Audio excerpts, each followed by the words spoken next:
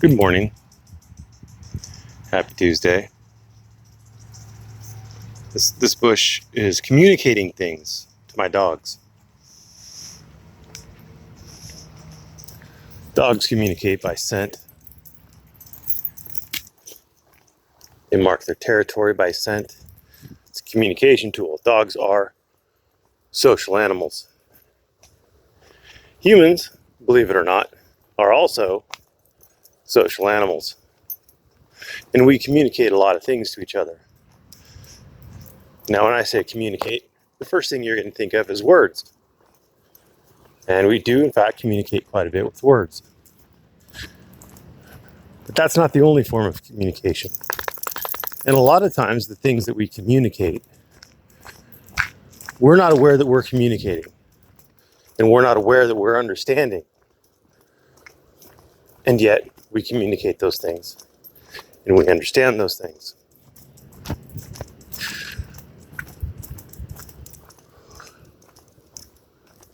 From about the time that you're old enough to pick your own wardrobe, and it's probably influenced heavily by the wardrobes of people around you and the wardrobe choices that the people you admire make, you pick a uniform. A uniform will tell people what to expect out of you.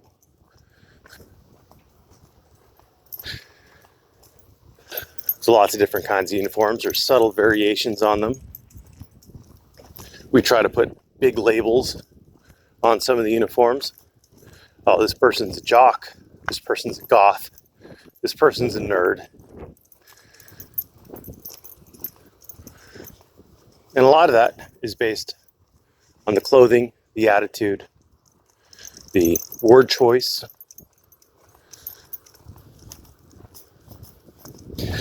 etc.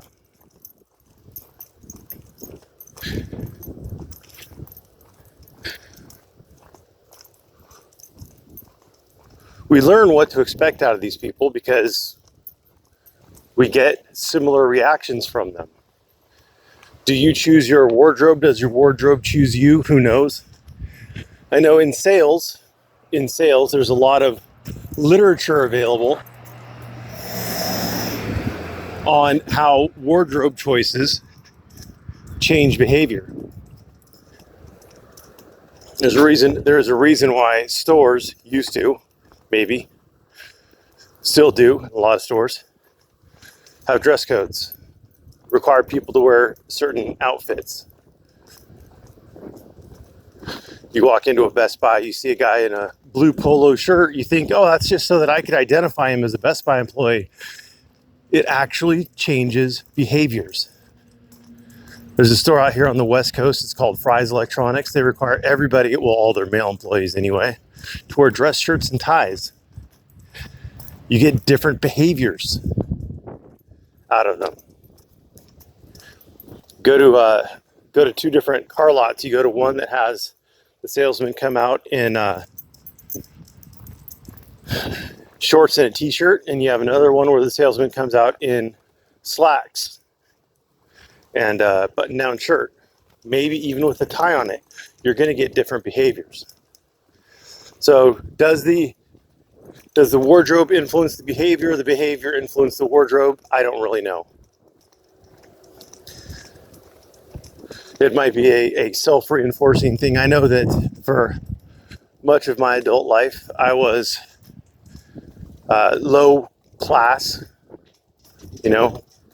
working man. Work boots, jeans, wife beater, or t-shirt or whatever, that kind of look.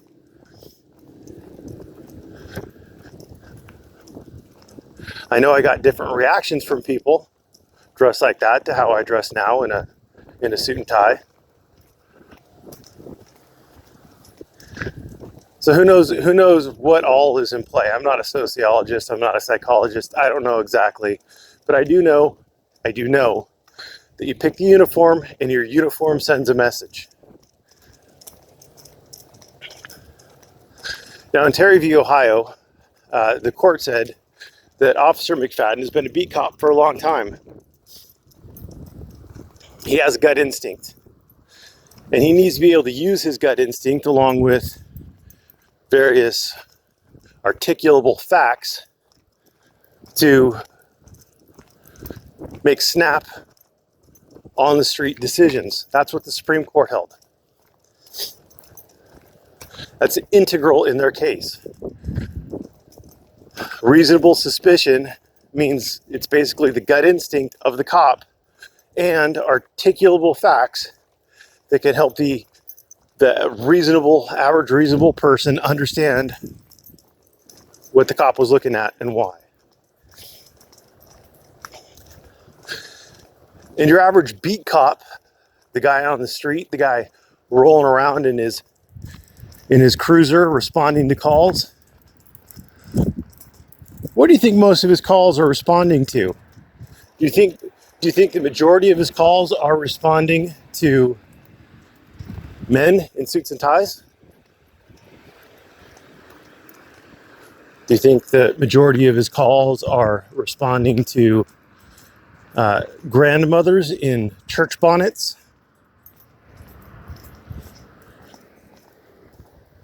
The majority of his calls are for young men, 24 and under. The bell curve drops. They're wrapping me up. The bell curve drops as you get below, or as you go above about 24. We know this from arrest records. This isn't me speculating. You could look at it. Go to the FBI's arrest record database. Young men most likely to be arrested because they're most likely to be committing the crimes.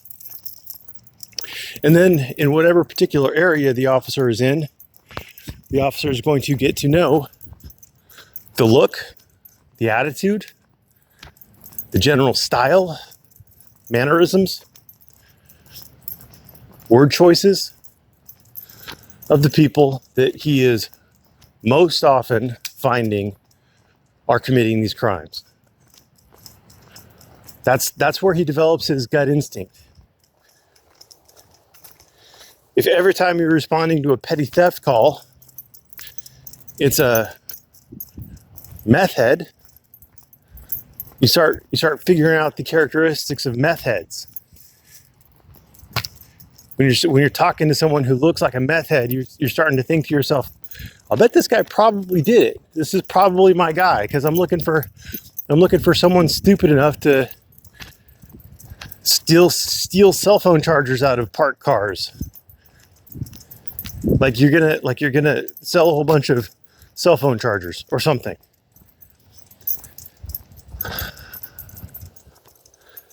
So through experience, cops are going to start figuring out the characteristics of people who commit crimes. Now, I'm not a cop. I'm certainly not in San Antonio, but I would hazard a guess that in San Antonio, more criminal activity is done by people with the look and appearance and attitude of Southside Slacker than are committed with people with the look and appearance. And I'm not talking skin color. I'm talking about clothing, the tats, mannerisms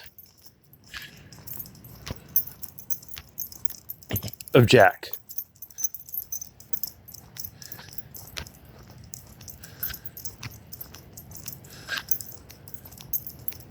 I want to point out that San Antonio is majority Hispanic. 63% of the population or so in San Antonio is Hispanic in some flavor. 72% of the population in San Antonio is white, but of those, only 26% are non-Hispanic. The majority of people in San Antonio, the majority of people on the police force, aren't Jack. They're Southside Slacker. It is a lazy excuse to say, oh, a brown man was arrested, therefore racism. You're completely ignoring all the other factors. And it isn't a good practice to stereotype based on race. People can't pick what skin color they're going to have in the morning. They can't pick whether their hair is straight or curly, red, yellow, black, brown. They can't pick that. Well, I guess hair color, they technically can. But, I mean, there's no amount of hair dye in the world that's going to make a ginger into a non-ginger. I'm looking at you, Freeman.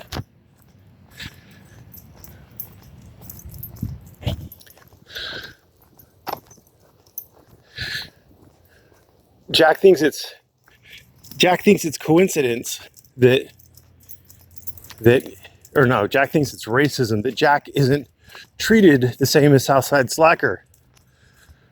He did a video where he pointed the cops, I think, to Southside Slacker while he was carrying a firearm on his hip. I've had this discussion in Discord multiple times. In an urban setting, a pistol on someone's hip is not disconcerting. A rifle on their shoulder is, because you're not going hunting in an urban setting. You may have that firearm because you work as a security guard. You may have that firearm for self-defense. If it's a pistol on your hip, I'm talking about. But there's no good reason to be walking around with a rifle on your shoulder. I'm not saying you don't have the right to do it. I'm just saying that there's only two reasons to do it. One is you're exercising your right, and two is you're causing trouble. Those are the only two good reasons to have a rifle walking down the street randomly. And so when Jack, with a pistol on his hip, directs them towards Southside Slacker with a rifle on his shoulder, that might be the determinative factor. And then you got to take Jack into consideration. He looks retarded. And he actually looks retarded. He looks stupid. Jack looks stupid. The man is vain enough that he dyes his beard hair, but he's stupid enough not to replace the tooth. Think about that for a minute. So he's stupid. That's what that shows. Number two, it shows he's lazy. He does the easy thing. He doesn't do the hard thing that would actually produce better results. You'd also tell he's lazy because of his physique. Fatty got kicked out of the army. Honorably discharged because he couldn't maintain his weight. He still can't maintain his weight, and he looks it. He looks like just your average middle-aged fat slob who gave up and does the lazy thing. That's not the kind of guy that I'm guessing cops in San Antonio deal with at the street level for various things. He doesn't fit the MO, and it's not because of his skin color. Because again, Jack will be quick to point out that SA Ecstasy Prez gets a lot of contact from the police. SA Ecstasy Prez looks white. I don't know if he's Hispanic. I haven't seen the man's. I mean, he doesn't have a Hispanic name. Why are you just trying so hard to get all wrapped up in your leash, dude?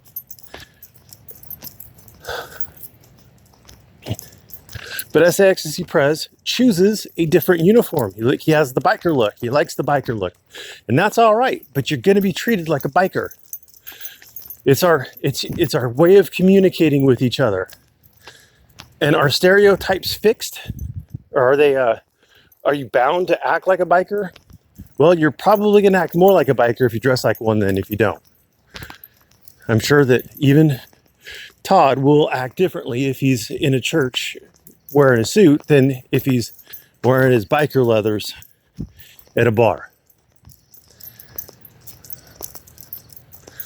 But there are exceptions. Stereotypes are just a quick shorthand method of eliminating possibilities.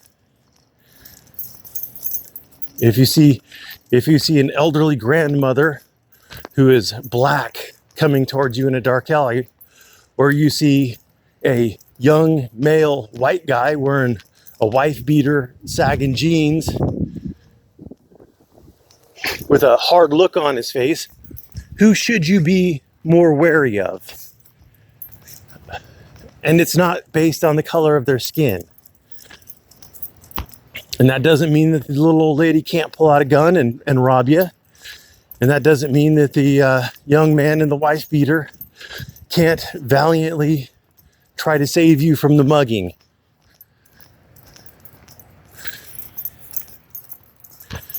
But stereotypes are useful. That's why we have them. Anyway, I hope this ramble was long enough for everybody to poop. I can't wait to see all the retards misunderstanding what I've said in the comments. I had one guy in the comments yesterday ask me, what does a criminal look like? Well, I think I've answered that in here. Criminals look like the kind of people that get arrested on a daily basis in that particular area. That's what criminals look like. Duh. That's not what all criminals look like. But the beat cops aren't the ones who are doing the long investigations to figure out who did tax fraud or whatever. Anyway, thanks for watching. Have a great Tuesday.